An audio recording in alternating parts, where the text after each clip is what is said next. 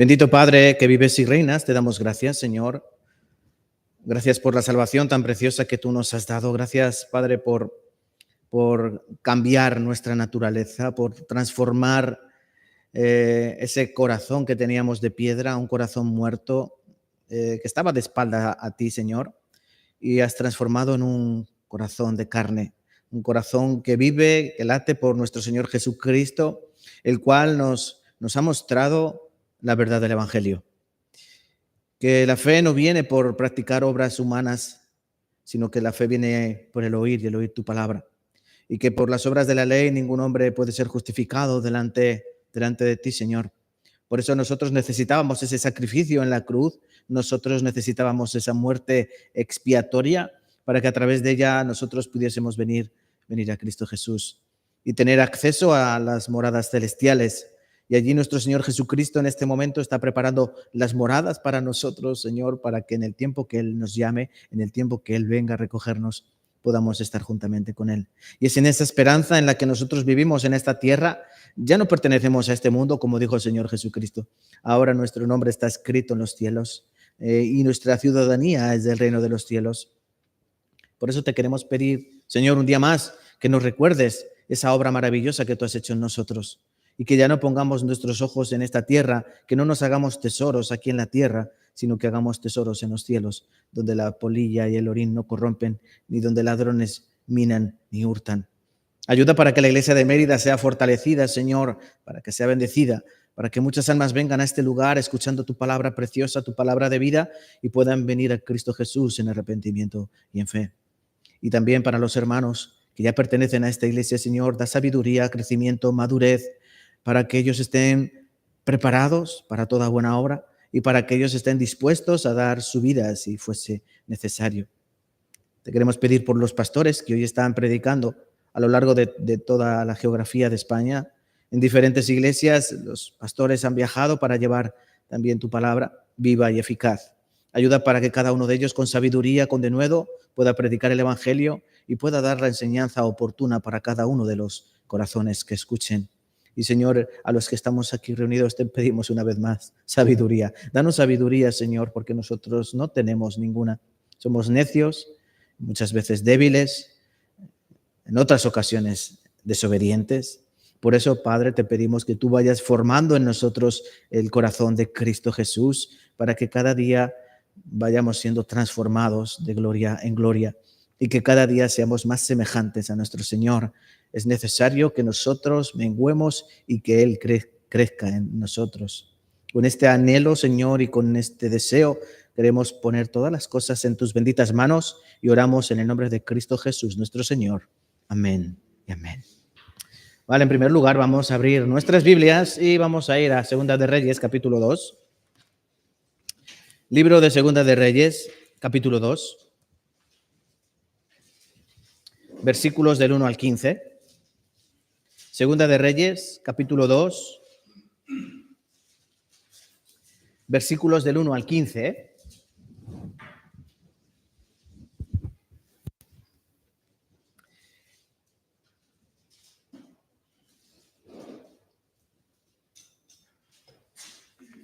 ¿Lo tenemos? Segunda de Reyes, capítulo 2, versículo del 1 al 15. Vamos a leer intercaladamente. Yo leo los versículos impares, vosotros me acompañáis con los pares, ¿vale? Yo impares y vosotros pares. Segunda de Reyes, capítulo 2, versículos del 1 al 15. Aconteció que cuando quiso Jehová alzar a Elías en un torbellino al cielo, Elías venía con Eliseo de Gilgal.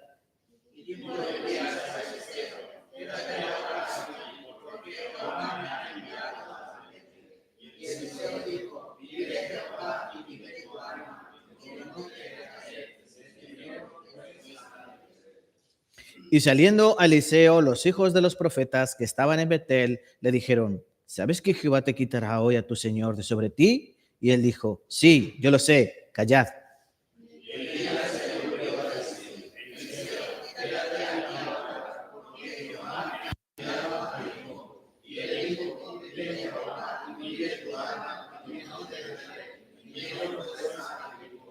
Y se acercaron a Eliseo los hijos de los profetas que estaban en Jericó y le dijeron: ¿sabes que Jehová te quitará hoy a tu señor de sobre ti?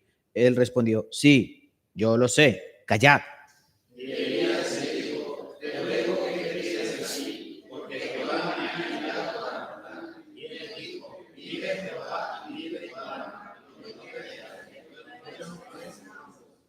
Y vinieron 50 varones de los hijos de los profetas y se pararon delante de lejos, y ellos dos se pararon junto al Jordán.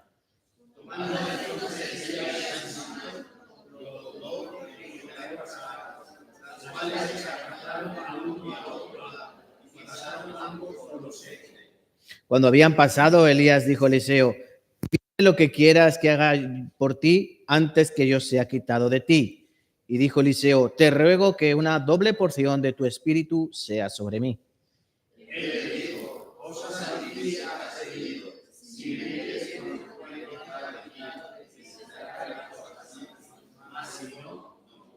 Y aconteció que yendo ellos y hablando, he aquí un carro de fuego con caballos de fuego apartó a los dos, y Elías subió al cielo en un torbellino.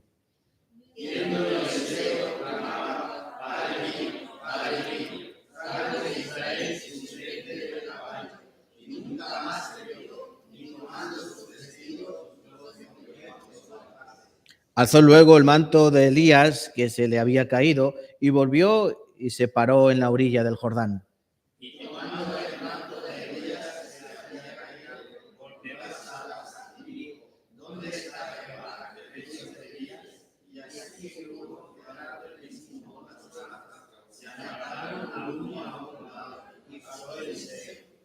Versículo 15, lo leemos todos juntos. Viéndolo los hijos de los profetas que estaban en Jericó al otro lado, dijeron, el espíritu de Elías reposó sobre Eliseo, y vinieron a recibirle y se postraron delante de él. Hasta aquí. Muchas gracias. Hoy quiero que aprendamos de este texto. Por eso lo primero que debemos hacer, si su Biblia tiene marcapáginas, pongan el marcapáginas aquí en esta parte, porque iremos volviendo de vez en cuando a este pasaje. Y yo pensaba qué palabra traerle a mis hermanos de la iglesia de Mérida. Bueno, pues quiero compartir con vosotros una palabra que sea de bendición para cada uno de vosotros. Y en este sentido debemos aprender, viendo este pasaje, que Dios quiere bendecirnos. Dios es nuestro Padre, ¿no? Y como cualquier padre quiere lo mejor para su hijo, bueno, pues Dios quiere lo mejor para nosotros. Pero las bendiciones de Dios no vienen de cualquier manera. Es decir, nosotros sabemos que a nuestros hijos, se porten bien o se porten mal, siempre les damos cosas, ¿verdad? Porque nosotros somos malos, como decía el Señor Jesucristo. Vosotros siendo malos sabéis dar buenas cosas a vuestros hijos, cuanto más vuestro Padre que está en los cielos no dará a sus hijos, ¿no? Pero el Señor quiere llamarnos la atención sobre que es necesarias diferentes cosas, diferentes cualidades, perspectivas, o en este caso, diferentes lugares por los que nosotros debemos pasar. De tal manera que aquí, si se han dado cuenta, cuando estábamos leyendo este pasaje, aparecen 4 lugares bíblicos o 4 lugares de la geografía de Israel. ¿Cuáles son? ¿Los han leído? Pero en primer lugar aparece otro. Gilgal. Después aparece Betel. Después aparece Jericó y por último el río Jordán. Son 4 lugares específicos de Israel, pero nos van a enseñar 4 cosas, 4 características, 4 cualidades que debemos tener si queremos esas bendiciones de Dios. Yo antes, cuando no conocía el Evangelio y yo escuchaba cristianos evangélicos, había una palabra que sobresalía sobre todas, bendiciones. ¿No es así? ¿Sí? Yo cuando no era salvo y visité varias iglesias cristianas, siempre era bendiciones, bendiciones, Dios te bendiga, así todo el mundo, ¿no? Y te ibas y bendiciones, todo el mundo, todos bendiciones en los labios. Pero no por eso significa que Dios va a bendecir. Dios quiere que entendamos que necesitamos esas cosas para que verdaderamente Dios haga obras y verdaderamente Dios nos utilice para su obra. Por eso, hermanos de la iglesia de Mérida, necesitan comprender bien que tienen que pasar ustedes también por estos 4 lugares por los que pasó Elías y detrás de él Eliseo.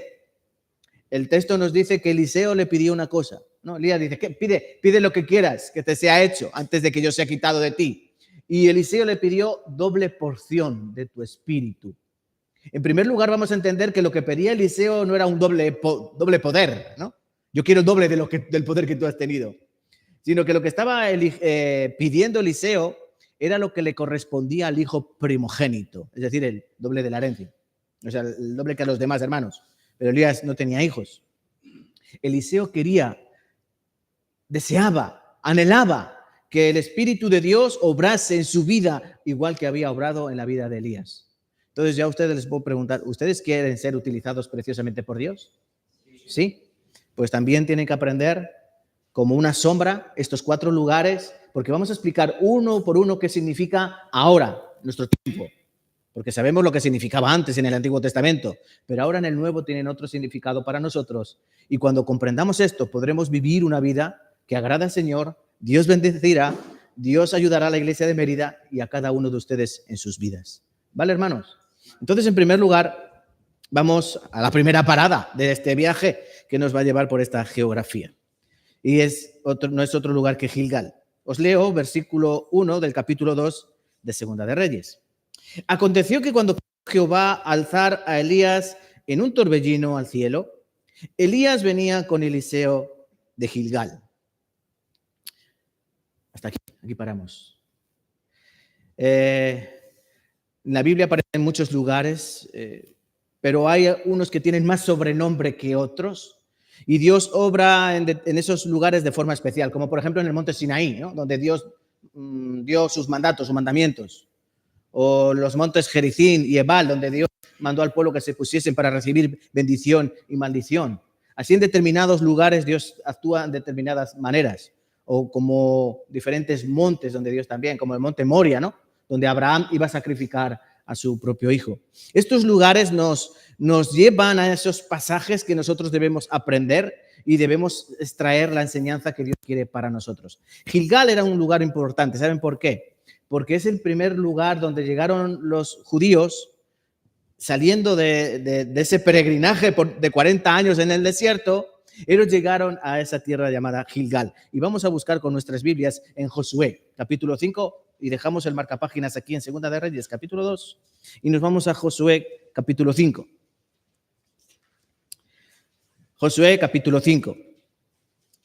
Estoy hablando muy rápido, más despacio, ¿bien? ¿Se entiende? ¿Sí? Si quieren que hable más despacio, un poco más. Pero voy a tardar más también, ¿vale? Josué, capítulo 5.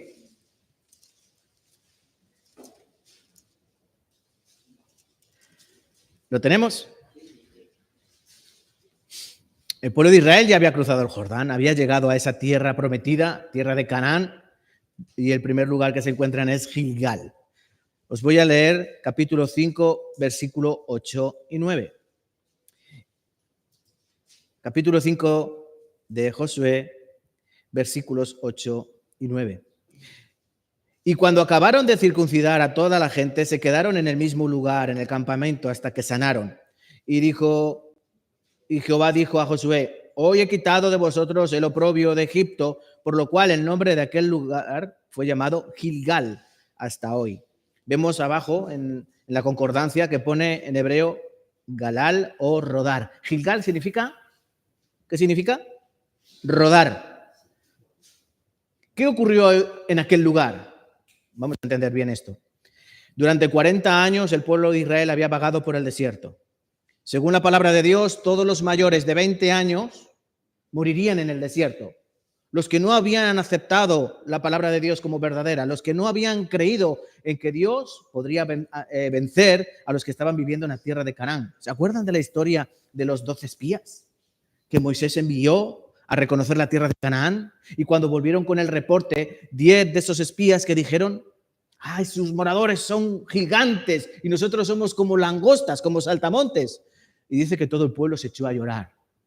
Solo 2 hombres de esos espías, Josué y Caleb, dijeron: no pasa nada, nosotros nos los comeremos como a pan. Pero el problema es que la mayoría de gente no creyó. Entonces, el pueblo se desanimó y no querían atacar a esa tierra, tenían miedo y no obedecieron la palabra de Dios, no confiaron en Dios.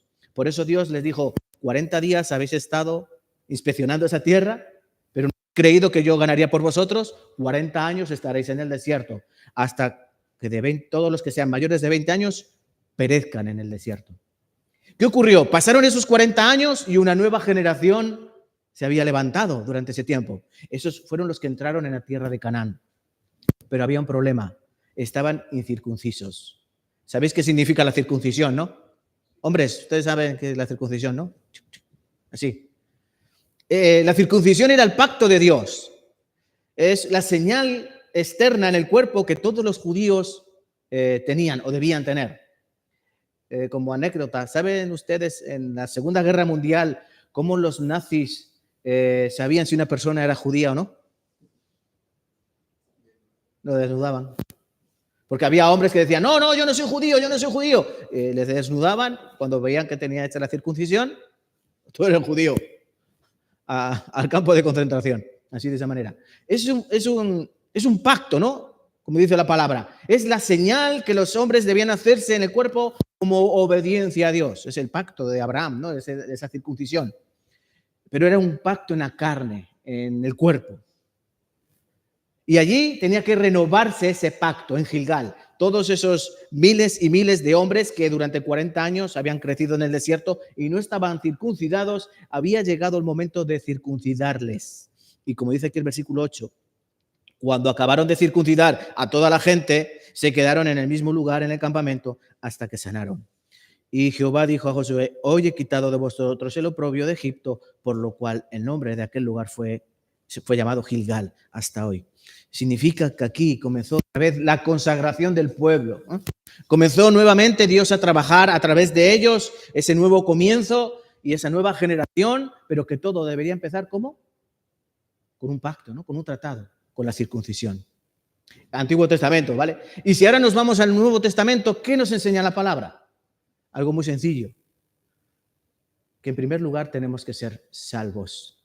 No circuncidarnos, porque eso es del Antiguo Testamento. Ahora Dios no quiere que nos circuncidemos exteriormente, sino que quiere la circuncisión del corazón. Vamos a Romanos, por ejemplo, capítulo 2. Romanos, capítulo 2.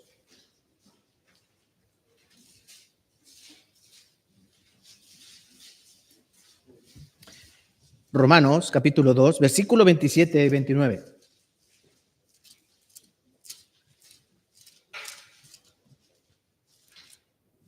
Van a leer los caballeros.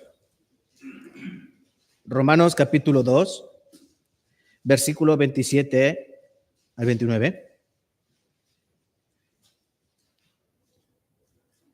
Cuando tengan, Romanos 2, 27 al 29. 1, 2, 3. Y el que físicamente es incircunciso, pero guarda perfectamente la ley, te condenará a ti, que con la letra de la ley y con la circuncisión eres transgresor de la ley.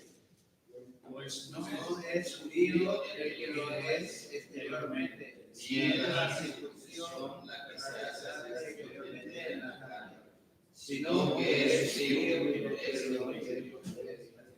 Y la circuncisión es la del corazón, en espíritu, no en verdad, la alabanza del cual no viene sino de Dios. Bien, regular, solo regular, pero bien. Aquí está Pablo hablando al judío. Recuerden, Romanos capítulo 1, la palabra de Dios, Pablo escribe a los gentiles. Romanos capítulo 2 a los judíos. Romanos capítulo 3, tanto a los judíos como a los gentiles, a todo el mundo. Aquí hablando a los judíos está diciendo, y el que físicamente es incircunciso, hablando de los gentiles, pero guarda perfectamente la ley, te condenará a ti que por la letra de la ley y la circuncisión eres transgresor de la ley. Muy importante, 28. Pues no es judío el que lo es exteriormente, ni es la circuncisión la que se hace exteriormente en la carne, sino que es judío el que lo es. ¿Dónde? En el interior. Y la circuncisión es la del corazón, en espíritu, no en letra, la alabanza del cual no viene de los hombres, sino de Dios. Sabemos que el Antiguo Testamento es sombra, ¿no? La sombra de los bienes venideros, ¿no? Cristo está representado en el Antiguo Testamento como el Cordero de la Pascua. Los judíos en Éxodo capítulo 12 tenían que sacrificar un cordero y la sangre manchar las puertas, los quicios y el dintel, ¿no? Para que no hubiese muerte en aquel hogar. Sabemos que esa sangre representa la sangre de nuestro Señor Jesucristo, pero eso era sombra, ¿sí? Igual que ellos atravesaron el Mar Rojo, eso es la sombra del bautismo, ¿verdad? Y también el estar en el desierto, los 40 años, es la sombra de la vida en la iglesia, ¿no? Del periplo que nosotros tenemos que llevar en esta tierra hasta que podamos entrar en la tierra prometida, que no es otra cosa que el cielo. Pues sabiendo que estos son sombras, ahora podemos entender verdaderamente lo perfecto, lo correcto. ¿Dios qué quiere? Dios no quiere una circuncisión en la carne. Dios quiere una circuncisión del corazón, del corazón. Porque verdaderamente el problema del hombre es el corazón, nuestro corazón. Dios quiere tratar con la dureza de nuestro corazón, Dios quiere tratar con la incredulidad de nuestro corazón y hacernos entender que Él vino a este mundo a solucionar todos nuestros problemas, el mayor de ellos, el pecado. Pero el hombre muchas veces no quiere venir a Cristo, no quiere cambiar su corazón. ¿Ustedes saben por qué las personas cuando vienen a las iglesias a escuchar seminario bíblico, por qué no reciben la salvación? ¿Habéis pensado en esto? ¿Son personas más tontas que otras? No. ¿Por qué? ¿Qué hace la diferencia? El corazón. El corazón hace la diferencia. ¿Se acuerdan de la parábola del sembrador? Mateo capítulo 13. Dice que el sembrador sale a sembrar. ¿Y qué siembra el sembrador? Semillas. Y es la palabra de Dios, las semillas. La palabra es la semilla. Pero dice que esa semilla cae en 4 tipos diferentes de terreno. Y actúa en consecuencia al terreno donde cae. Cae en el camino, cae entre espinos, cae entre piedras y cae en buena tierra. Y el Señor Jesucristo cuando interpreta esa parábola, ¿de qué nos está hablando? De 4 tipos de corazones. Un corazón duro, sí. Un corazón atribulado, un corazón distraído y por último un buen corazón que recibe la palabra y da fruto a 30, a 60 y a 100 por uno. Tan claro como el agua, ¿no? ¿Qué hace la diferencia en las personas para que puedan recibir verdaderamente la salvación? La diferencia la hace su corazón. Por eso es importante cuando vengan a la iglesia que vengan dormidos, dormidos, ya dormidos de casa, no dormir aquí, ¿no? Que vengan ya dormidos y que vengan desayunados, ¿sí? Y sobre todo que vengan con un corazón preparado. Porque Dios da salvación a un corazón que está contrito y humillado, a un corazón que está preparado y después sigue bendiciendo a ese corazón que anhela su palabra. Por eso lo importante es entender que la circuncisión que nosotros necesitamos es la del corazón. Sabemos que la circuncisión física es cortar un trozo de carne que sobra, ¿no? Se corta un trozo de carne y ya está, muy fácil. Nosotros también tenemos ahí en el corazón, no un trozo de carne física, pero sí tenemos un velo, tenemos un muro que en ocasiones no dejamos que Dios quebrante. Por eso, por la dureza del corazón, advierte la palabra, ¿no? Por la dureza de tu corazón acumulas ira para el día de la ira y del santo juicio de Dios. Por eso, en primer lugar, Gilgal, ¿qué significa para nosotros? Salvación. ¿Son salvos? Sí. ¿Todos? ¿Sí? Amén. Pero no se trata de decirlo con los labios, porque sabemos que en la Biblia la palabra de Dios siempre nos acha. Por ejemplo, examinaos a vosotros mismos, si estáis en la fe, probaos a vosotros mismos. ¿O no sabéis que sois de Cristo a menos que estéis reprobados? Hay que examinarse a uno mismo. El Señor Jesucristo dijo, no todo el que me dice Señor entrará en el reino de los cielos. No todo el que dice Señor, Señor. El Señor dijo, alguno me dirá, Señor, Señor, en tu nombre profetizamos, en tu nombre echamos fuera demonios, en tu nombre hicimos muchos milagros. El Señor Jesucristo en Mateo capítulo 7, este pasaje dice, entonces les declararé, apartaos de mí, hacedores de maldad. ¿Qué pasó? ¿Eran creyentes o incrédulos? Eran creyentes, Señor, Señor. Pero el Señor mismo dice, es que no es el que dice Señor, Señor, sino el que hace la voluntad de mi Padre que está en los cielos. Por eso siempre en las iglesias advertimos de esto. No simplemente se trata de decir, ¿no? soy salvo, sino de que en mi vida se manifieste esa salvación. ¿A través de qué? A través de obras de justicia que Dios preparó de antemano para que anduviésemos en ellas, como dice Efesios capítulo 2, versículo 10. ¿Entienden, hermanos? Pero fundamental es recibir la salvación. ¿Han recibido todos la salvación? Gloria a Dios. ¿No has recibido la salvación? ¿Tienes dudas? Porque hay algunas veces que preguntamos, ¿eres salvo? ¿Has entendido? Casi, ¿cuánto? ¿Un 80%? ¿90%? ¿Al 99%? Pues entonces no eres salvo. Hay que entender 100%, perfectamente, completamente, la obra de Cristo en la cruz. Entonces tú estarás, ¿dónde? En Gilgal. Eres salvo. Ha sido circuncidado tu corazón. Ahora podrás seguir el resto del camino. Sin embargo, Dios no te podrá bendecir, Dios no te podrá utilizar si tú no eres salvo. Por eso es fundamental entender el primer punto, la primera salida es ser salvo. ¿Sí? Hay que ser salvo. Efesios capítulo 2, vamos a buscar también. Efesios capítulo 2, versículo 11 al 13. Efesios 2, versículos 11 al 13. Ahora van a leer las hermanas, las damas. A ver qué tal se les da.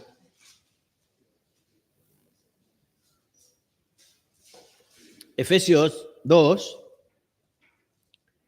versículos 11 al 13. ¿Lo tienen? 1, 2, 3.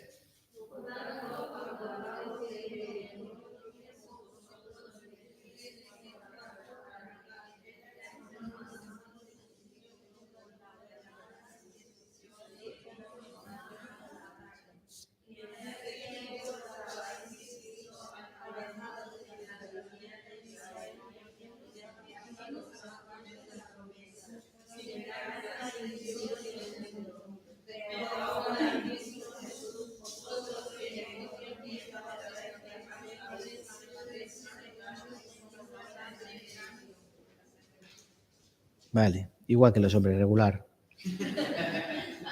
Estabais en aquel tiempo, dice Pablo, sin Cristo, alejados de la ciudadanía. ¿Quiénes?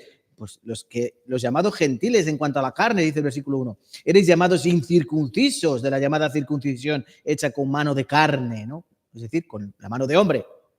Pero ahora, versículo 13, pero ahora en Cristo Jesús vosotros, que en otro tiempo estabais lejos, habéis sido hechos cercanos por la sangre de Cristo. Antes era la circuncisión de la carne, circuncidar su cuerpo. Antiguo Testamento, sombra. Ahora es circuncidar el corazón. Antes era por la ley de nacimiento, pero ahora ¿cómo es? Ahora es por la voluntad de Dios. ¿Quiénes son hijos de Dios? ¿Quiénes son los hijos de Dios? Tú, por ejemplo, ahora sales aquí hoy a la calle y cualquier persona que pase, tú le dices, eres un hijo del diablo. ¿Qué ocurrirá? Te van a pegar. Sí. Sí. Yo soy hijo de Dios, ¿no? Todo el mundo piensa que es hijo de Dios, ¿verdad? Pero nosotros, que conocemos la palabra, sabemos que no. San Juan capítulo 8, Cristo hablando a los judíos, que decían, nosotros somos hijos de Abraham, ¿no? Como hijos de Dios, así. Pero el Señor que les dice, vosotros sois hijos de vuestro padre, el diablo, porque sus obras hacéis. Y en San Juan capítulo 1, ¿quién son los hijos de Dios?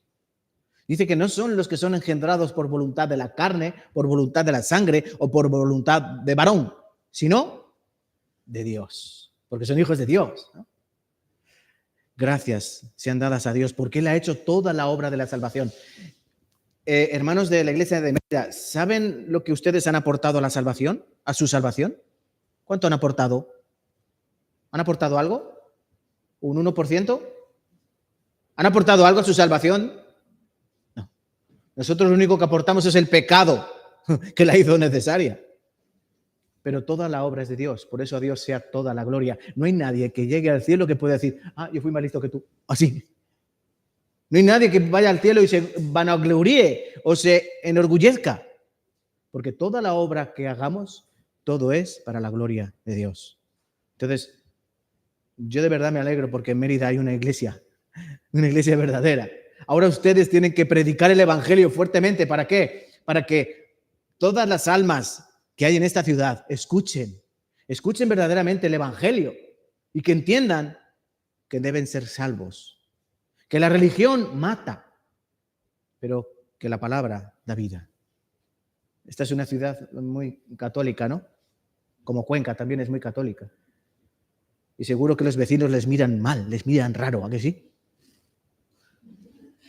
Y seguro que las primeras semanas, los primeros meses que estuvieron aquí, no les han hecho nada, no les han pintado, ¿no? En la iglesia de Tarancón nos pintaron así y nos pusieron, la iglesia que más ilumina es la iglesia que arde. ¿Han entendido? En la fachada, con spray, pusieron la iglesia que más ilumina es la iglesia que arde. Una amenaza, que nos iban a prender fuego. Bueno, eso causamos en el mundo. Normal, a nuestro Señor lo mataron, lo crucificaron. ¿Qué vamos a causar nosotros? ¿Simpatía? No esperen simpatía, no esperen palmadita en la espalda. Bienvenidos. No esperen eso. Esperen rechazo. Si tenemos rechazo, eso quiere decir que lo estamos haciendo bien. Pero fundamental, que sean todos salvos. Dios trabaja en una iglesia llena de salvos. Por eso, son pocos, no pasa nada. Lo importante es que sean salvos. Es mejor una iglesia pequeña y viva que una iglesia grande muerta. ¿Entienden? Porque hay iglesias con miles y miles y miles de personas, pero no son salvas. Es un cementerio gigante. En cambio, aquí, siendo pocos, son bendecidos por el Señor, porque es una iglesia viva. ¿Entienden, hermanos? Así que mucho ánimo.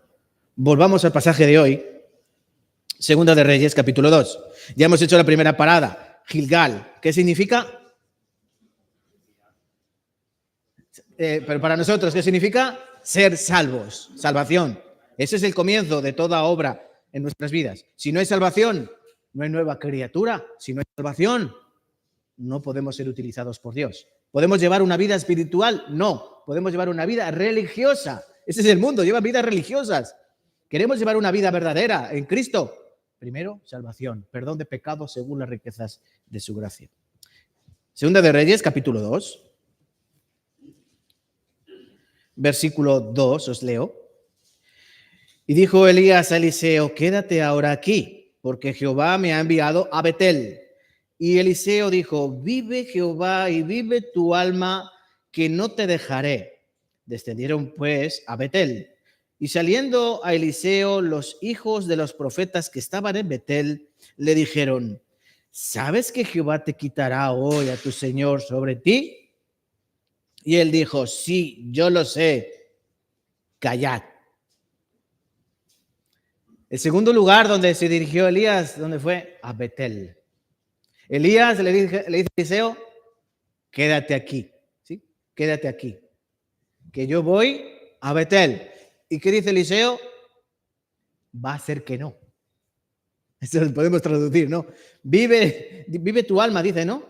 Vive Jehová y vive tu alma, que no te dejaré. Eso significa, me da igual. Donde tú vayas, yo voy a ir. No te voy a dejar.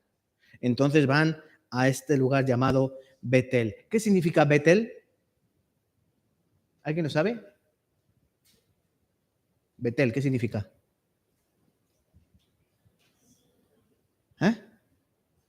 ¿No saben? ¿Cómo? Casa de Dios, muy bien. Le voy a invitar a comer, hermana. Betel significa casa de Dios. Por ejemplo, si leemos Génesis 28, ¿queréis buscarlo? Génesis 28. Si no, os leo yo. Génesis capítulo 28 nos cuenta la historia de cuando Jacob estaba huyendo de su hermano Esaú. Génesis 28. Ya saben que hay un conflicto entre los hermanos, entre Esaú y Jacob. El mayor era Esaú y él iba a tener la bendición del padre como primogénito. Pero él vendió su primogenitura por un plato de lentejas. Estarían muy ricas, por lo menos. Cuando llegó el día de la bendición, Jacob engañó a su padre, porque su padre ya no veía mucho, pobre hombre. Entonces, lo engañó. Y cuando llegó Esaú a por su bendición, el padre dijo, no, tu hermano me ha engañado y se ha llevado tu bendición. Por eso el hermano Esaú quería matar a Jacob. Y Jacob tuvo que huir. ¿verdad? Entonces nos encontramos en este pasaje, capítulo 28, versículo 17. Vamos a leer juntos. Génesis 28, versículo 17. Y tuvo miedo y dijo, cuán terrible es este lugar. No es otra cosa que casa de Dios y puerta al cielo. Cuando él estaba caminando en la noche, llegó a un lugar donde puso él una piedra, donde se recostó. Versículo 16, y despertó Jacob de su sueño y dijo, ciertamente Jehová está en este lugar. Dice que él tuvo un sueño donde una escalera llegaba al cielo y ángeles subían y bajaban de esa escalera. Entonces dice, tuvo miedo y dijo, cuán terrible es este lugar, no es otra cosa que casa de Dios y puerta al cielo. Y se levantó Jacob de mañana y tomó la piedra que había puesto de cabecera, la alzó por señal y derramó aceite encima de ella. Llamó el nombre de aquel lugar Betel, aunque Luz era el nombre de la ciudad. ¿Tiene su Biblia ahí abajo unos numeritos? Esto es casa de Dios, Betel, casa de Dios, y Luz, almendro. Entonces, Betel, ¿qué significa? Casa de Dios. Casa de Dios. Pero Dios no habita en casas hechas por manos humanas, ¿no? Dios no habita en casas hechas por hombres. ¿Dónde está la casa de Dios? El templo de Dios, ¿no? En el cielo, en los cielos, ahí está Dios. Pero Dios permitió al pueblo de Israel hacerle casa en la tierra, ¿no? En Jerusalén, a través de Salomón. Salomón edificó un templo donde Dios moraba. Sin embargo, el templo fue abandonado, fue dejado y fue destruido. Pero ahora Dios tiene otro templo en la tierra. ¿Y cuál es? La iglesia, ¿no? La iglesia. Nosotros somos el templo de Dios. Somos, como dice Pablo a los Corintios, nuestro cuerpo es el templo del Espíritu, el templo de Dios. ¿Qué es la iglesia? La iglesia es el templo de Dios en esta tierra, es la casa de Dios, pero no este local. Este local es muy bonito, muy iluminado, es muy espacioso, está muy chulo, sí. Pero esto no es la casa de Dios. La casa de Dios es ustedes, cuando se reúnen. Eso es la casa de Dios. Eso es la iglesia. En el griego la palabra iglesia significa eclesia, que es decir, sacados aparte a un lugar. Ek, ese prefijo ek en el griego es sacar. Sacar y kaleo, es decir, ponerlos a un lado. ¿Qué es la iglesia? Unos que han sido sacados, ¿de dónde? Del mundo, y puestos a un lado, ¿dónde? En la iglesia. Nosotros hemos recibido ese privilegio que Dios nos ha sacado del mundo. Por eso ya no pertenecemos a este mundo. Somos la iglesia de Dios. Somos la casa de Dios. Betel. Por ejemplo, ese Bet significa casa en hebreo, ¿no? Por ejemplo, Belén, ¿qué significa Belén? Casa de pan o la panadería. Esto significa Betel, Belén, casa de pan. Betel, casa de Dios. ¿Qué son ustedes? ¿Qué somos nosotros la iglesia? La casa de Dios. Esto es lo segundo que necesitamos en nuestra vida. En primer lugar, salvación. Y después de ser salvo, ¿qué debo hacer? Estar en la iglesia. Algunos piensan que es, recibo la salvación y luego yo ya vivo mi vida como yo quiera, ¿no? No hace falta que venga a la iglesia. ¿Eso puede ser así? Es como si un bebé viene a este mundo, ¿no? Antes hemos visto un bebé, ¿no? Muy guapo, ¿sí? Más guapo que el papá. Y ese bebé dice, bueno, yo ya estoy en el mundo. Papá, mamá, dejadme solo. ¿Puede ser eso así? No, el bebé necesita familia. El bebé necesita cuidado. El bebé necesita protección. ¿Y dónde encuentra el creyente eso? En la iglesia. Nosotros necesitamos crecer dentro de la iglesia. Nosotros necesitamos protección dentro de la iglesia. Nosotros necesitamos madurar. ¿Dónde? Dentro de la iglesia. Por eso, recibe la salvación, recibe el conocimiento del perdón de pecados, sí, pero después tienes que venir a este lugar. ¿Para qué? Para crecer, madurar, para que seas protegido. Yo una vez, hace algunos años estuve en Ecuador y iba con mi esposa en un taxi, ¿no? Y el taxista llevaba una Biblia en el salpicadero. Yo le dije, ¿eres cristiano? Y me dijo, sí, yo soy cristiano. Y le pregunté, ¿a qué iglesia vas? Y él me dijo, no, yo no voy a ninguna iglesia. Porque me parecen todas, están llenas de hipócritas. Sí. Yo leo la Biblia por mi cuenta y yo oro por mi cuenta. Yo no me congrego en ningún sitio. Y yo le dije, ¿y eso puede ser correcto? Ah, no lo sé. ¿Cómo puede ser si no? Yo le dije, si tú no estás congregado es que no has entendido lo que es Cristo o lo que es la iglesia. ¿Qué es la iglesia? Pablo lo dice en Efesios capítulo 4, ¿qué es la iglesia? El cuerpo de Cristo. En Romanos capítulo 12 o Primera de Corintios 12, ¿qué dice que es la iglesia? Ese cuerpo que está unido por las coyunturas, que nosotros somos muchos, pero somos un solo cuerpo en Cristo Jesús. Que unos mano, otros ojo, otros oreja, pero que todos formamos parte de una misma cosa y que no somos perfectos. Miren, un consejo. Les voy a dar un consejo. No van a encontrar una iglesia perfecta. ¿Entienden? No van a encontrar una iglesia perfecta. Cuando encuentres una iglesia como esta, donde se predica la palabra de Dios, la verdadera, la palabra sin tapujos, la palabra sin ser maquillada, sin ser mutilada, ese es tu lugar. ¿Estará lleno de hipócritas? Sí, tú el primero. Porque la iglesia es eso, es un hospital, donde cada uno es un enfermo de algo. ¿Tú has ido a un hospital? Hay plantas, ¿no?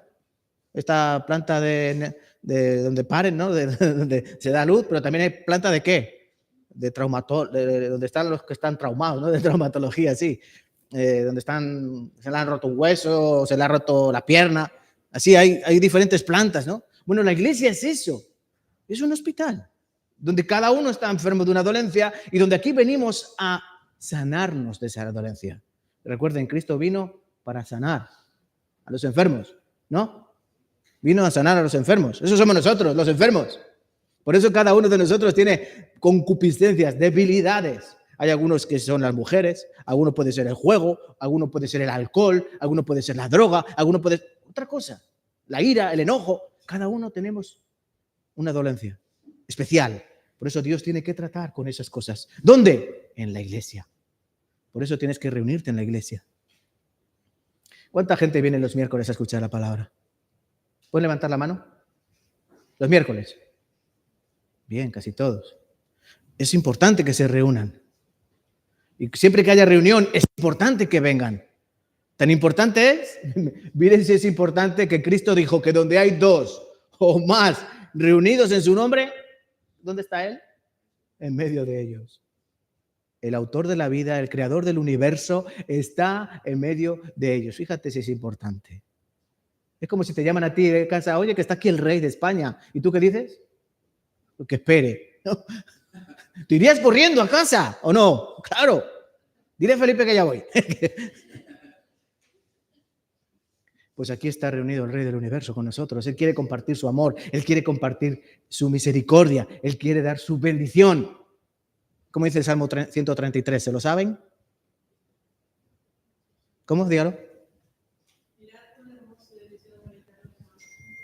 Mirad cuán bueno y cuán delicioso es habitar junto a los hermanos en armonía. Es como ¿qué? Como la barba, el aceite este que desciende por la barba de Aarón. ¿Y cómo termina ese Salmo 133? Allí envía Dios bendición y vida eterna. Cuando Dios ve a sus hijos juntos, reunidos en armonía, eso sí, en armonía, no para pelear, dice que es allí Dios donde envía bendición y vida eterna. Qué hermoso eso, ¿no? Los que tenemos hijos, tienen hijos algunos, ¿no? ¿Ustedes qué les gusta de sus hijos? Yo especialmente, cuando yo paso al cuarto donde están mis hijas, a mí lo que me agrada es verlas en comunión y en armonía, cosa que no pasa nunca. Siempre están en rebeldía, pegándose, que este me ha pegado, que este me ha quitado, que esto es mío, y siempre se están peleando. Pero cuando yo las veo que por un casual, como ayer, estaban viendo tranquilamente las dos una película, yo digo, qué bien, qué bien. Me imagino a Dios igual, ¿eh? Cuando ve la iglesia y los ve a los hermanos juntos, llevándose bien, compartiendo, recitando los versículos, y Dios que dice, me agrada. Ahí envía Dios bendición y vida eterna. ¿Qué significa vida eterna? Más hermanos, más salvación. ¿Quieren llenar esta iglesia? Llévense bien. Llévense bien. Si ustedes se llevan bien entre ustedes, si crecen, si son maduros, ¿dónde enviará Dios a sus hijos? Por ejemplo, ustedes que tienen hijos pequeños, ¿A qué lugar llevan a sus hijos? A un lugar seguro, ¿no? A una guardería donde haya personas adultas que los cuiden y los protejan, ¿no? Tú no vas al parque a otros niños y le dices, cuidar de mi hijo a otros niños. ¿Puedes hacer eso? No, ¿verdad? Por eso Dios, a una iglesia que son niños infantiles, ¿no? Una iglesia inmadura, Dios no lleva a sus hijos. ¿Qué hace? Espera a que maduren. Y cuando los ve maduros, trae otros hijos. Para que esos maduros guarden, protejan y edifiquen a otros así. Por eso Dios envía bendición y vida eterna. Y las iglesias crecen así, de esa manera, con madurez, con amor y con la palabra de Dios. Entonces, esto debe ser Betel, tu casa. ¿Esta qué es? Casa de Dios. Ustedes son casa de Dios. Entonces, me tengo que reunir. Siempre que esté reunida mi familia, yo me tengo que reunir. Porque eso es lo que le agrada al Señor. La Biblia está llena de casas, ¿no? Como la casa del centurión, la casa de Rahab, la casa de Cornelio, la casa del carcelero de Filipo, el aposento alto, la casa de Zaqueo, la casa de Simón el leproso. Todas fueron casas donde Dios envió bendición. ¿Se acuerdan de todos esos pasajes? Pero Dios sobre todo actúa y bendice a su iglesia. Ustedes tienen que entender que este es un lugar muy precioso. ¿Saben por qué? Como dice Efesios capítulo 5, porque Cristo murió por la iglesia. Cristo murió por la iglesia, ama a la iglesia, haciendo la comparación entre el matrimonio, ¿no? El marido y la mujer. Entonces, por favor, reúnanse, crezcan dentro de la iglesia, porque si tú eres salvo y te vas a tu casa a hacer la vida cristiana por tu cuenta, eso no es así. Necesitas reunirte, congregarte para crecer, para que tú puedas seguir trabajando para el Señor. ¿Vale, hermanos? Esta es la segunda parada, que es Betel, ¿no? Casa de Dios. Vamos a volver a Segunda de Reyes. Segunda de Reyes, capítulo 2.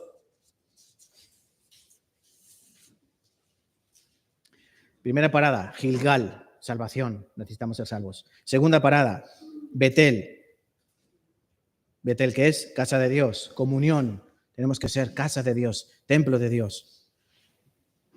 Tercera parada, versículo 4 del capítulo 2. Y Elías le volvió a decir a Eliseo, quédate aquí ahora porque Jehová me ha enviado a Jericó. Y él le dijo, vive Jehová y vive tu alma que no te dejaré. Vinieron pues a Jericó y se acercaron a Eliseo los hijos de los profetas que estaban en Jericó. Y le dijeron, ¿sabes que Jehová te quitará hoy a tu Señor sobre ti? Y él respondió, sí, pesados, lo sé, sí, ya lo sé, callad. ¿No? Eso de pesados lo he añadido yo. Sí, lo sé, callad. Bueno, llegaron a Jericó. Le podía haber dicho Eliseo a Elías, pero oye, date quieto ya, ¿no? ¿Por qué no paras un poco para acá, para allá, no? Gilgal, Betel, ahora Jericó. Estoy cansado, decía Eliseo. ¿Ustedes conocen la geografía? ¿Se pueden hacer un mapa mental de Israel? Está el río Jordán, nada más cruzar el río Jordán está Gilgal. De Gilgal para Betel tienes que ir al oeste, pero luego para ir a Jericó tienes que bajar al sur y al este. Es decir, que estaba haciendo como una Z, ¿no? ¿Qué significa Jericó? ¿O qué era la ciudad de Jericó? Allí, por ejemplo, era donde vivía un publicano. ¿Se acuerdan? ¿Cómo se llamaba? Zaqueo. No. ¿Se acuerdan de Zaqueo, que era el jefe de los publicanos, de los cobradores de impuestos? Ese que estaba subido en un árbol, que quería ver al Señor porque él era muy bajito. Pensamos que era enano, ¿no? Así, chiquitín, chaparrito, ¿no? Así lo dicen. Y ese tuvo que subir a un árbol para ver al Señor Jesucristo. ¿Y qué le dijo el Señor? Ajá, bájate del árbol, Zaqueo, que es necesario que vaya a tu casa. Allí en Jericó también vivía un ciego. ¿Cómo se llamaba el ciego? Uy, hermanos, tienen que leer más la Biblia, ¿eh? Son muy conocidos. Bartimeo, ¿no? El ciego Bartimeo. Bartimeo también era de Jericó. Pero si se conoce algo la ciudad de Jericó, ¿por qué historia es? A los niños les encanta esta historia. ¿Saben la historia de Jericó? Vamos a volver a Josué, perdón. Josué. Fue la primera ciudad conquistada por el ejército de Israel después de salir de Egipto y entrar en la tierra de Canaán. Josué, vamos a Josué nuevamente. Y viajamos a Jericó.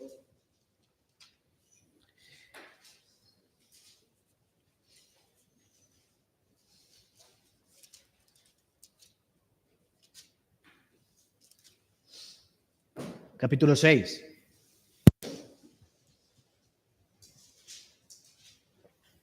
Jericó era conocida como la ciudad de las palmeras. ¿Lo tenemos? Josué capítulo 6. Versículo 1. Ahora Jericó estaba cerrada, bien cerrada a causa de los hijos de Israel. Nadie entraba ni salía, mas Jehová dijo a Josué: mira, yo he entregado en tu mano a Jericó y a su rey con sus varones de guerra. Y rodearéis pues la ciudad, todos los hombres de guerra, yendo alrededor de la ciudad una vez, y esto haréis durante 6 días. Y 7 sacerdotes llevarán 7 bocinas de cuernos de carnero delante del arca. Y al 7º día daréis 7 vueltas a la ciudad, y los sacerdotes tocarán la bocina. Y cuando toquen prolongadamente el cuerno del carnero, así que oigáis el sonido de la bocina, todo el pueblo gritará a gran voz, y el muro de la ciudad caerá. Entonces subirá el pueblo, cada uno derecho hacia adelante. Esta era la estrategia de ataque. ¿Tú te imaginas a Napoleón llegando a una ciudad para ser conquistada y que llegue alguno: Napoleón, ¿qué hacemos?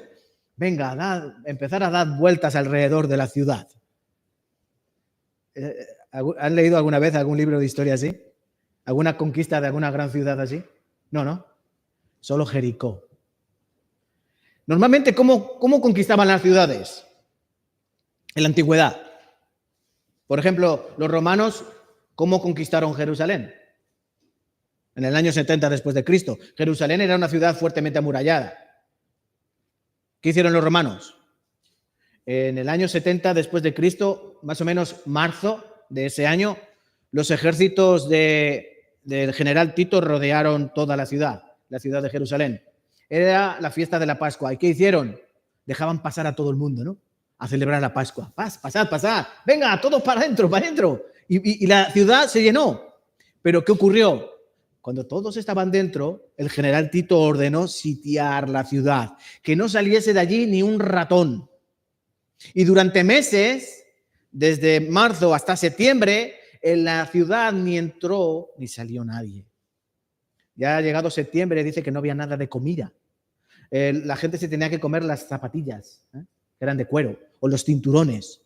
Incluso Flavio Josefo cuenta la historia de una mujer llamada María de Betezuba. Han escuchado alguna vez en el seminario, ¿no? Que esta mujer mató a su bebé y lo asó. Y cuando olieron los rebeldes la carne, se acercaron: ¡ay, barbacoa! Y dice que la mujer destapó, dice: este es mi hijo, porque quedaba la mitad de... Y le dijo: coméroslo vosotros si queréis, pero si no, dejádmelo a mí. Eso cuenta, no es Biblia, pero es historia, Flavio Josefo, en la historia de las guerras hebreas. Entonces los soldados romanos rodeaban las ciudades y dejaban que se morían de hambre. Y ya cuando estaban muertos de hambre, atacaban y destruían la ciudad y los mataban a todos. Eso era una táctica de guerra. O tiraban piedras con catapultas, ¿no? Se llama así. Y después con los flecheros. Así se conquistaban las ciudades. Y después con un ariete, un palo muy gordo, ¿no? Así muy grande. Y daban golpes a las puertas. ¿Para qué? Se cayeran las puertas y todos para adentro a matar a gente. Así. Eso era una guerra tipo hace 2000 años. Pero ¿qué les dice aquí la palabra? Llegan a Jericó, grandes muros. ¿Y Dios qué dice? Un día dad una vuelta a la ciudad. Y para casa. Y para el campamento. Segundo día, otra vuelta a la ciudad. En silencio, dice en silencios. Y para casa, al campamento. Otro día, otra vuelta. Así durante 6 días. Y el 7º día, 7 vueltas. ¿Ustedes qué le parece? Josué, táctica de guerra, ¿qué hacemos? A dar vueltas. ¿A dar vueltas? ¿Cómo dar vueltas? Sí, hay que dar una vuelta, todos calladitos, damos una vuelta y ya. El primer día, vale, todos dieron la vuelta. Y el segundo, también. Y el tercero, ¿qué diría alguno? Estamos haciendo el tonto. Porque cuando daban vuelta a la ciudad, ¿qué hacía la gente? Los de la ciudad. Tonto, idiota, sí, imbécil, así no, diría, ¿no? Porque los veían dar la vuelta a la ciudad y luego se iban. Cualquiera podía haber pensado, esto es una tontería. No, pero es que el séptimo día ya viene lo bueno. El séptimo día sacamos los arcos, las lanzas, las flechas. No, 7 vueltas. El séptimo día, 7 vueltas. 7 vueltas. Y cuando toquen el shofar, porque así se llamaba el cuerno de carnero, cuando oigáis el shofar, ¿qué tenéis que hacer vosotros? Ahí tiramos las flechas. No, hay que gritar. Así, ¿te imaginas? Lo hicieron. ¿Qué cuenta la palabra aquí? ¿Hicieron o no lo hicieron? Al séptimo día dieron 7 vueltas, oyeron el shofar, y ellos ¿qué hicieron? Gritar fuerte, ¿no? Y los muros de la ciudad cayeron. Y la ciudad fue pasada a filo de espada, así. ¿Qué significa para nosotros eso? ¿Qué significa? ¿Tú quieres conquistar a alguien, salvar a alguien, te tienes que poner a dar vueltas alrededor de... No funciona así. Esto significa para nosotros que hay que obedecer. Que a veces no entendemos la palabra de Dios. A veces no entendemos cómo Dios trabaja, cómo Dios opera. Pero nosotros lo que tenemos que hacer, ¿qué es? Sí, Señor, obedecer. Obedecer. ¿Dios le agrada? ¿Qué le agrada? La obediencia. Muchos hombres en la palabra, cuando leemos la Biblia, vemos hombres obedientes, ¿no? Noé. ¿Quién era Noé? Era un hombre justo, ¿no? Y Dios le dice a Noé, Noé, prepárate un arca porque va a llover. La palabra nos enseña que no había llovido nunca en la tierra. Y te imaginas a Noé diciendo, ¿a qué? ¿A qué va a hacer? Que va a caer agua del cielo, cataratas, y de la tierra van a brotar torrentes. ¿Estás seguro? ¿Sí? Tú hazte un barco a 500 kilómetros de la costa. No tiene sentido, ¿no? Pero ¿qué hizo Noé? Construyó el barco, ¿verdad? Todos los hombres de Dios son obedientes a la palabra de Dios. Sin embargo, hay casos en que algunos escuchan la palabra de Dios y ¿qué hacen? Otra cosa. Como por ejemplo Saúl, ¿no?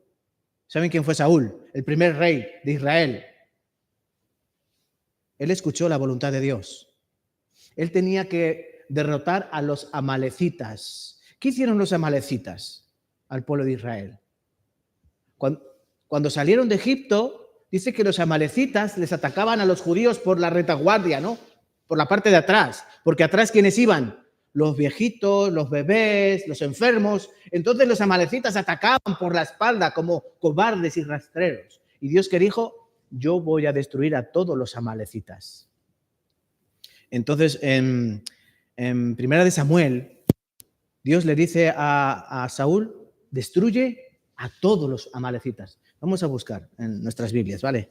Vamos a Primera de Samuel, capítulo 15.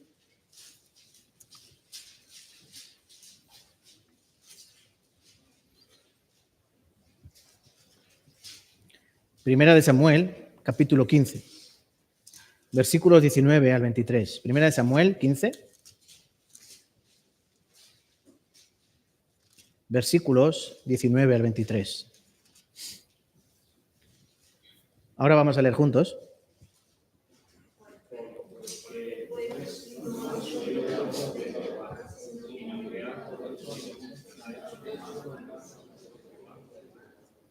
Y Saúl respondió a Samuel, antes bien he obedecido la voz de Jehová y fui a la misión que Jehová me envió y he traído a Agag, rey de Amalec, y he destruido a los amalecitas. Mas el pueblo tomó del botín ovejas y vacas, las primicias del anatema, para ofrecer sacrificios a Jehová, tu Dios, en Gilgal. Y Samuel dijo, ¿se complace Jehová tanto en los holocaustos y víctimas como en que se obedezca a las palabras de Jehová? Ciertamente el obedecer es mejor que los sacrificios y el prestar atención que la grosura de los carneros, porque como pecado de adivinación es la rebelión y como ídolos e idolatría la obstinación. Por tanto, tú desechaste la palabra de Jehová, él también te ha desechado para que no seas rey. La orden era la siguiente: Saúl, vas a ir a los amalecitas y los vas a matar a todos, hombre, mujer, niño, incluso los de pecho, embarazadas, tienes que matar a todos. Mata a los ganados, es decir, las bestias. Destrúyelo todo. Esa era la orden de Dios. Alguien que no conoce a Dios puede pensar, qué cruel, ¿no? Matar a niños, bebés, embarazadas. Qué Dios, el del Antiguo Testamento, ¿no? Bueno, recuerden que es que esos mismos cogían a sus bebés y los quemaban al fuego. Eso era la costumbre de las naciones paganas, ¿no? Sacrificaban bebés al fuego a ídolos como Baal, Milcom, Quemos, Astoret, así. Por eso Dios dice, vais a destruirlos a todos. ¿Pero qué hizo Saúl? ¿Los destruyó a todos? Sí, mató mujeres, hombres, niños, bebés, mató todos. Pero el ganado no. Dice, el pueblo, versículo 21, ahora le echa la culpa al pueblo, esto es muy común, ¿no? Echarle la culpa a otro. Mas el pueblo tomó del botín ovejas y vacas, las primicias del anatema, para ofrecer sacrificios a Jehová, tu Dios, en Gilgal. Hay muchos detalles ahí, hermanos. El pueblo, en primer lugar, él está echando la culpa al pueblo. Yo he hecho lo que a mí me has mandado, yo mataba a todo el mundo. Pero luego el pueblo ha cogido los animales. Bueno, es el rey. ¿A quién tiene que hacer caso el pueblo? ¿Al rey o el pueblo tiene que hacer lo que le dé la gana? El pueblo hace lo que obedece el rey, ¿no? Si el rey dice que hay que matar a todos, todos deberían haber matado hasta las bestias. El responsable era él. Y dice, las primicias del anatema, la palabra anatema significa maldito o de lo aborrecido. Entonces quieren darle algo maldito a Dios. ¿Entienden? Querían darle algo que estaba maldito, ofrecérselo a Dios. Dios no puede aceptar ese sacrificio. Para ofrecer sacrificios a Jehová, tu Dios. ¿Te has dado cuenta? A Jehová, tu Dios. El mío no es así, el tuyo sí. ¿Ven cómo el corazón de Saúl no era recto delante de Dios? Por eso Samuel le dice estas palabras, ¿se complace Jehová tanto en los holocaustos y víctimas como en que se obedezca las palabras de Jehová? Ciertamente obedecer es mejor que los sacrificios y prestar atención que la grosura de los carneros. ¿En qué se complace Dios? Obediencia. Primero, Gilgal, salvación. Segundo, Betel, casa de Dios, comunión, reunión, iglesia. Tercero, obediencia.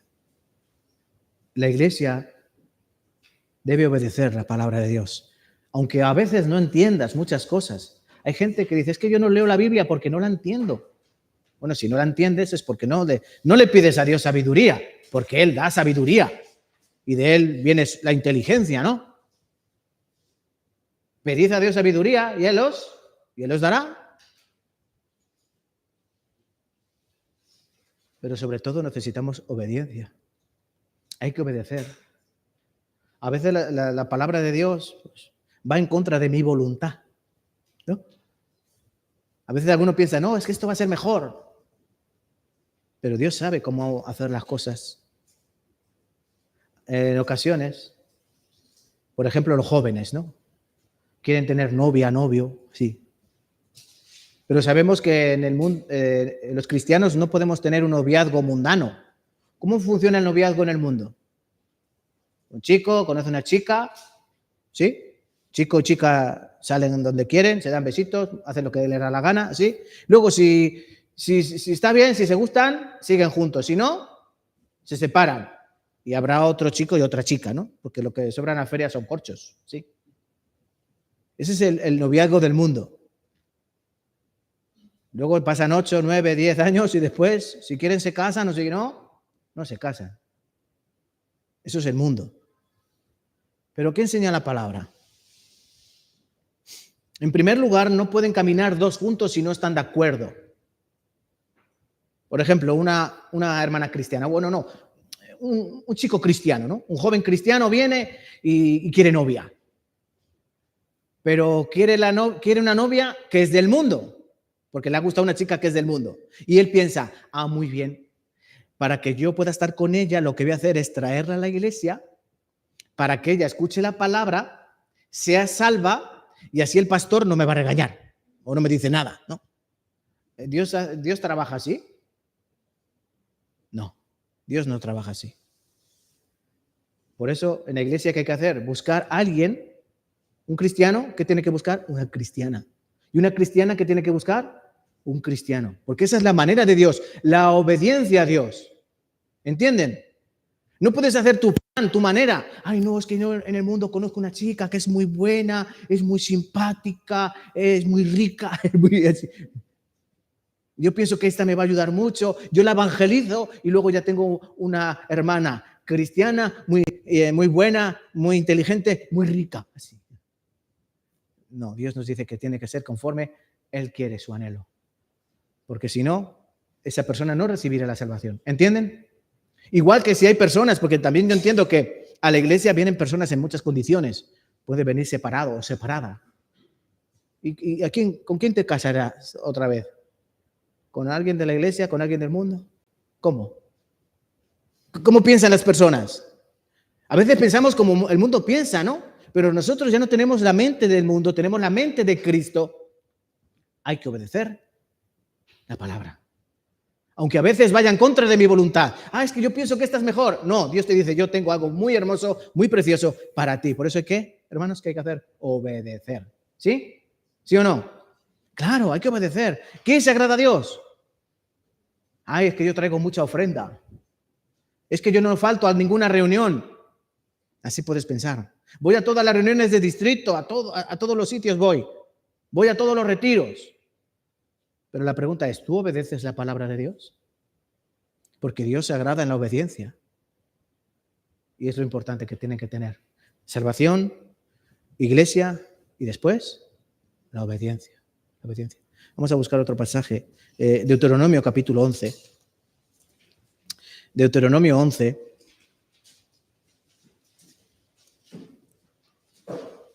¿Hasta qué hora tengo? Bueno, yo ya veo. Cuando me empiecen a mirar así mal, yo ya termino. Vamos a Deuteronomio capítulo 11. Deuteronomio 11. Deuteronomio capítulo 11. Versículo del 11 al 14.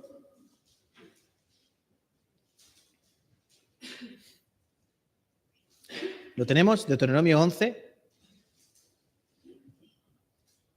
Versículo del 11 al 14. Vamos a leer juntos.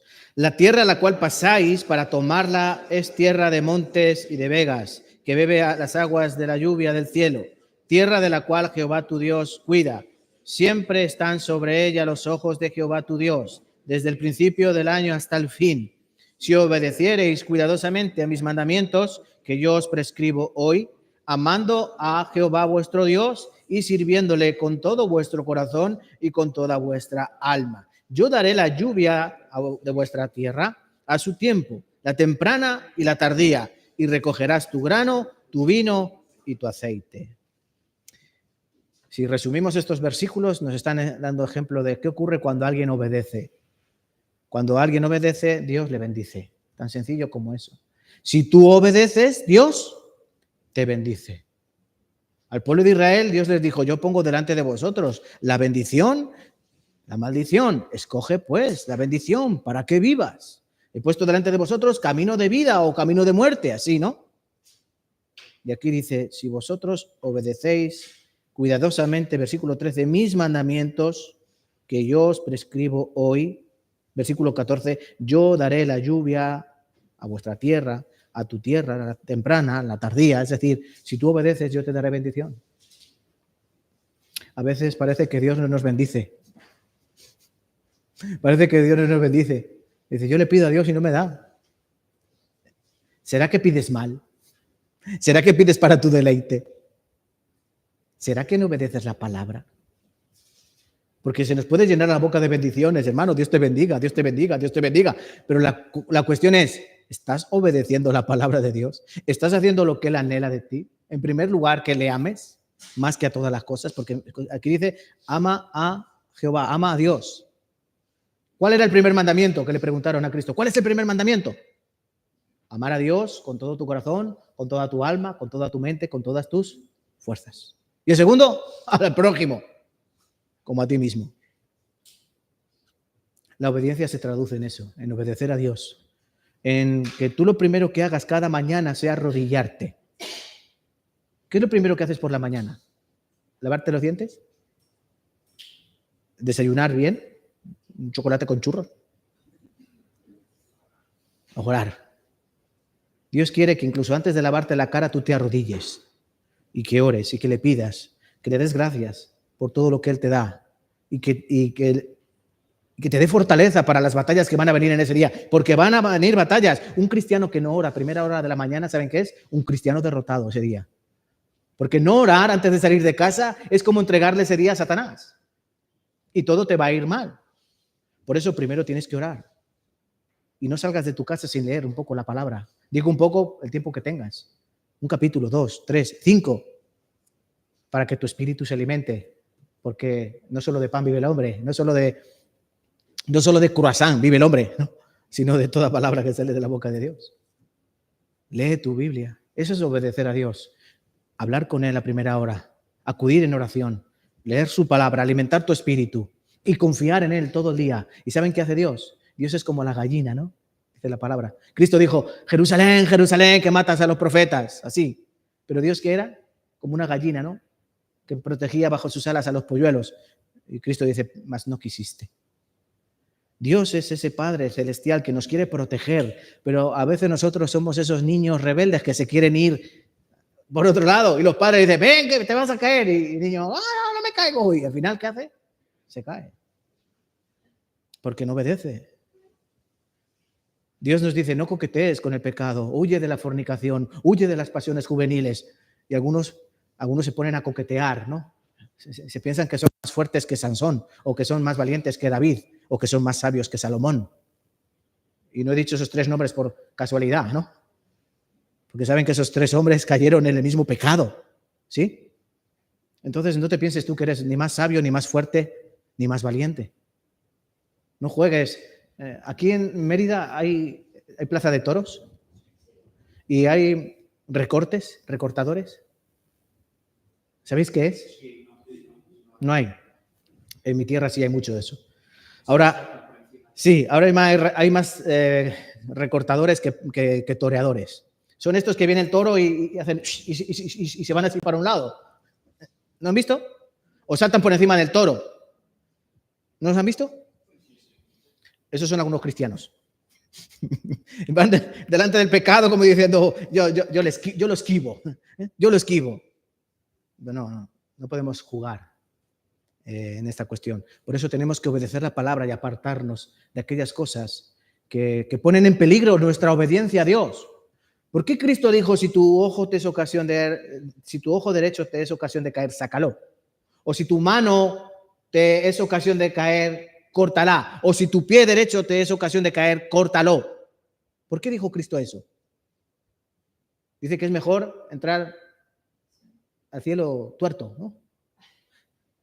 Pero en el cielo no hay tuertos, ¿no? Está diciendo el Señor Jesucristo que tenemos que quitar de nuestras cosas, de nuestras vidas, cosas que duelen. ¿Pueden sacarse un ojo, por favor? ¿No? ¿No hay ningún voluntario para sacarse un ojo, no? ¿Alguien se quiere cortar una mano? Tiene que doler mucho, ¿no? Por eso la palabra nos dice hay que obedecer. Y si llega el momento, hay que quitar cosas que duelen, pero que son necesarias. Un ejemplo. Imagínate que a ti te pica una víbora en la mano, ¿no? Y te dicen, hay 2 opciones. O te cortas la mano antes de que el veneno suba, o bye, o mueres. ¿Tú qué haces? ¿Te cortas la mano o no? Claro que te corta la mano. Vamos, que si te la cortas, dame el hacha, porque si no vas a morir. Eso es lo que significa. La obediencia significa hacer la voluntad de Dios, no la mía. ¿Entienden, hermanos? Por eso necesitamos. Y eso no lo podemos hacer si no estamos en la iglesia. Todo es un conjunto. Y por último, vamos a volver a Segunda de Reyes, porque ya es el último lugar del viaje. Hemos ido a Gilgal para aprender la salvación. Hemos ido a Betel para entender la importancia de lo que es la casa de Dios, que es la iglesia. Y ahora hemos pasado por Jericó, que Jericó significa obediencia. ¿A todo o a un poco? A toda la palabra de Dios. Obediencia siempre a Dios. Y por último, llegamos al versículo 6. Y Elías le dijo, te ruego que te quedes aquí. Ven, siempre es igual. Elías le dice, quédate aquí, quédate aquí, quédate aquí. Pero ¿qué dice Eliseo? No. Quédate aquí porque Jehová me ha enviado al Jordán. Y él dijo, vive Jehová y vive tu alma, que no te dejaré. Fueron pues ambos. Y vinieron 50 varones de los hijos de los profetas y se pararon delante de a lo lejos, y ellos dos se pararon junto al Jordán. Tomando entonces Elías su manto, lo dobló y golpeó las aguas, las cuales se apartaron a uno y a otro lado, y pasaron ambos por lo seco. ¿Qué significará Jordán? Jordán, descender. Bueno, es el río que desciende, ¿no? Del mar de Galilea hasta el mar Muerto. Pero ¿qué significará para nosotros el Jordán? ¿Qué significó para Cristo, por ejemplo, el Jordán? El comienzo, ¿no? El comienzo de su ministerio, del Señor Jesucristo, ¿cuándo inició? Cuando fue bautizado por Juan el Bautista, ¿no? Dice que ahí comenzó el ministerio del Señor Jesucristo, su ministerio público. Cuando el pueblo de Israel llegó a la tierra de Canaán, ¿qué tuvieron que cruzar en primer lugar? El Jordán, ¿no? Una vez que crucen el Jordán, van a ocurrir las siguientes cosas. El maná dejó de caer, ¿no? Cuando llegaron al Jordán, ya el maná se acabó. Ahora vais a entrar a la tierra prometida. ¿Qué significa eso? ¿Qué puede significar? Lo primero que significa es que el mundo queda atrás. Hay que dejar ya atrás el maná, hay que dejar atrás el desierto. En el desierto durante 40 años dice que su calzado no se estropeó, ¿no? Y su ropa no envejeció. Pero ahora, sí. Cuando crucen el Jordán, ya el calzado se echará a perder, ya la ropa también se echará a perder. Es decir, hay que cortar con lo viejo, dejar atrás lo viejo. Y comienza lo nuevo. Por eso tenía que cortar el Jordán, tenía que cruzar el Jordán. El Jordán saben que es una frontera natural, ¿no? De Israel es una frontera natural, como en España los Pirineos es una frontera natural. Pues ahí Jordán era la frontera natural, entre lo viejo y lo nuevo. ¿Y para nosotros qué significa? El bautismo, la muerte, ¿no? Cuando ustedes se bautizan, o se bautizaron en su día, ¿por qué se bautizaron?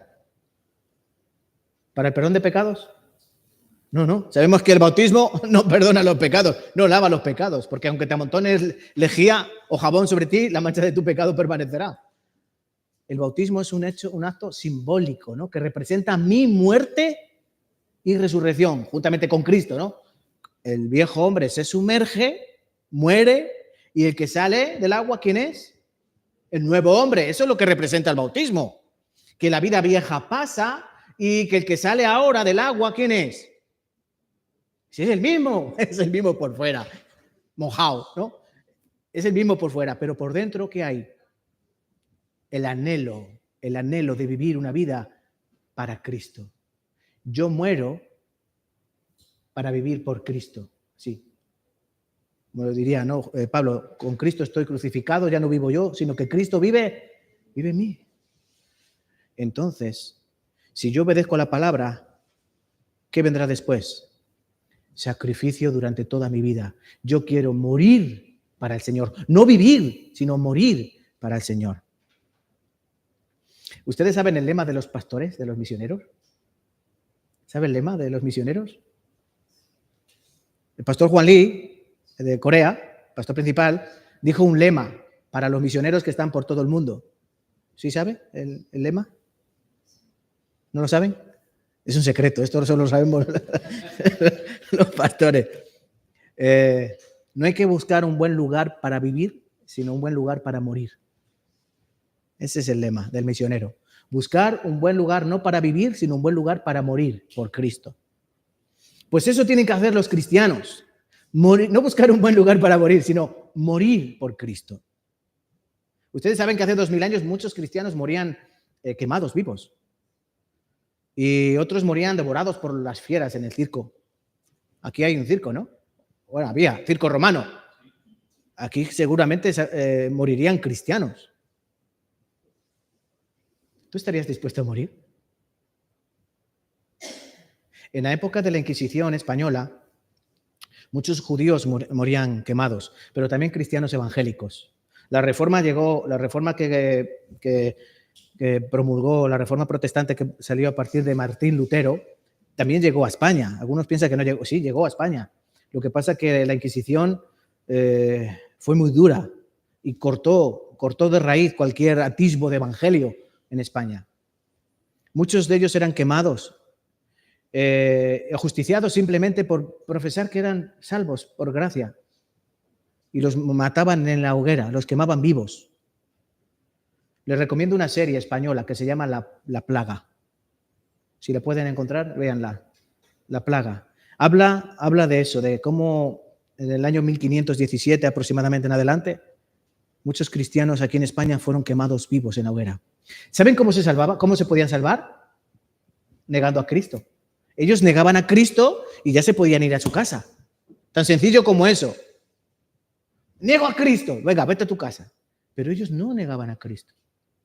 Y morían quemados. Tú sabes, dicen que de las muertes, no lo sé, dicen, las muertes peores que hay es la muerte quemado. ¿Tú serías capaz de dar tu vida? Pregunto. Eso es lo que tenemos que preguntarnos, hermanos.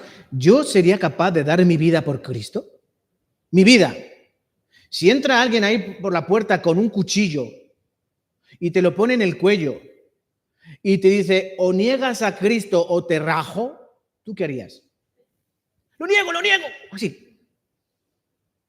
O dirías, con Cristo estoy crucificado, ya no vivo yo, sino que Cristo vive en mí. Ahí es donde se ve, ¿no? Verdaderamente de qué pasta está hecho un cristiano. ¿Entienden? Y yo en estas ocasiones pienso, si difícilmente alguno viene los miércoles a escuchar la palabra, o algunos difícilmente van a las reuniones, ¿cómo van a ser capaces de dar su vida por Cristo? Aunque venga uno con un palo, lo vas a negar a Cristo, ¿no? No hace falta cuchillo, con que venga con uno con un palo. Es más, algunos dejan a Cristo por dinero.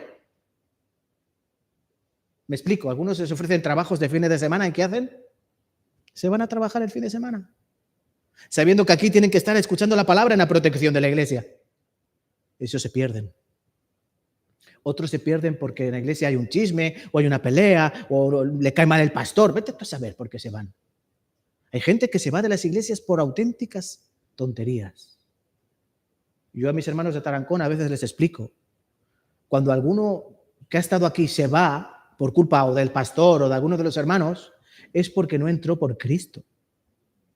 Porque el que entra por Cristo se queda y da su vida por Cristo. ¿Sabes por qué? Porque entiendes el primer lugar donde hemos parado hoy. Gilgal, Él me salvó. Él me dio entrada en el cielo. ¿Qué pagaré a Jehová por todos sus beneficios para conmigo? Si yo no entiendo lo que ha hecho Dios por mí, yo no puedo dar mi vida por Él. Ahí es donde verdaderamente se analiza y se ve si somos salvos auténticos. Si estamos dispuestos a pagar hasta la última gota de nuestra sangre. Porque es fácil decir que soy cristiano, ¿no? Pero lo difícil es demostrarlo con nuestra propia vida. Negarnos a nosotros mismos. Cristo lo dijo así, ¿no? El que no se niega a sí mismo, carga su cruz y viene en pos de mí, no es mi discípulo. Por eso no es una religión lo que nosotros profesamos. ¿Qué es? Es una relación, ¿no? Es una relación. Entonces, hermanos de Mérida, terminamos aquí en este pasaje. ¿Hasta dónde ustedes están dispuestos a dar por Cristo? ¿Están en el Jordán? ¿O se han quedado en Gilgal? ¿O se han quedado en Betel? Ah, no, yo solo voy a la iglesia. Yo voy a la iglesia, escucho, pero a mí cuando me piden un poco más, no. ¿Somos miembros de la iglesia o somos invitados? Alguien hace tiempo en Tarancón me decía eso. No, yo es que vengo como invitado. ¿Y sabe qué ocurrió con él? Porque venía de invitado. ¿Qué ocurre con los invitados? Cuando vienen a casa, ¿qué ocurre con los invitados? Que tarde o temprano se van. Los invitados tarde o temprano se van. Y esa persona que venía como invitado, no, yo vengo como invitado, al final se fue, venía como invitado. Pero el que considera que esta es tu casa, que estás en tu hogar, en primer lugar tú cumples las normas del hogar, ¿no? Obedeces al que gobierna en el hogar. Y nuestro hogar lo gobierna Dios. Y después tú te sacrificas porque es tu hogar. Hombres, ¿tú darías la vida por tus hijos? ¿Sí? ¿Y por tu esposa?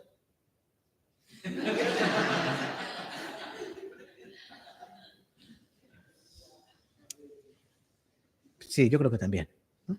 Sí, daría, ¿no? O depende del día, ¿no?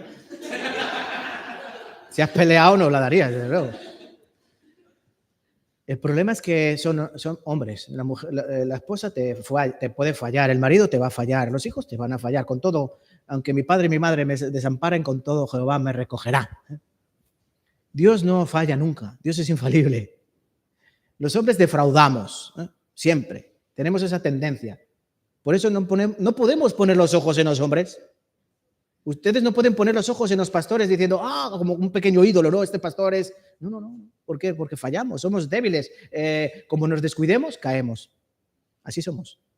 Sin embargo, cuando yo conozco a Dios, verdaderamente, cuando tengo una relación con Dios, pasa como eso. Tú das tu vida por tus hijos. Haya que hacer lo que haya que hacer. Aunque me tenga que devorar un león, yo doy mi vida, ¿no? Cuando entiendes lo que hizo Cristo en la cruz, tú das tu vida por Cristo. Eso se trata, Jordán. Yo he muerto para vivir por Cristo. Ahora tengo que sacrificarme. ¿Cuánto? ¿Hasta que me canse? No. ¿Hasta que sea viejito, me jubile? No, siempre. Alguien hace poco me preguntó, viendo el vídeo de los miércoles del pastor Juan Lee, me dijo, ¿y este hombre no se jubila? Digo, ¿tú no sabes que los cristianos no nos jubilamos? No llegas a los 65 y dices, ya dejo de predicar, aquí termino, ¿no? No. Los cristianos es hasta la muerte. Así es, hasta la muerte. Y el servicio en la iglesia, si eres presidente de distrito o si eres presidente de damas, no hay jubilación. No hay vacaciones tampoco. Para siempre, hasta la muerte. Por eso necesitamos el Jordán. Necesitamos dejar el pasado atrás. Porque si nosotros no podemos cruzar el Jordán con las cosas del pasado, ¿entienden? ¿Qué le ocurrió a la mujer de Lot? Que ella miró hacia atrás, ¿no? Anhelando lo que dejaba. Oh, mi casa, mis macetas, mi huerto, así, ¿no? Y se convirtió en estatua de sal. Pero el Señor Jesucristo dice que ninguno que poniendo su mano en el arado mira hacia atrás es digno del reino de los cielos. Nosotros tenemos que cortar con el pasado. El pasado es pasado. Y lo que tenemos ahora es algo muy hermoso que Dios nos ha dado. No es agradable, pero tenemos que seguir adelante. Por ejemplo, Pablo en Hechos capítulo 20, versículos 23 y 24, ¿él qué dijo? Él iba a Jerusalén, ¿no?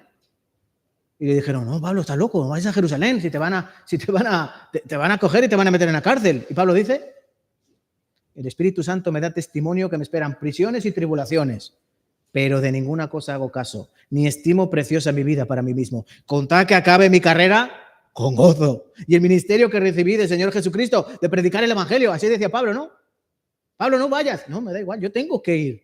De ninguna cosa hago caso, ni estimo preciosa mi vida para mí mismo. No podemos tener nuestra vida como algo precioso. ¿Saben por qué? Porque nuestra vida es del Señor.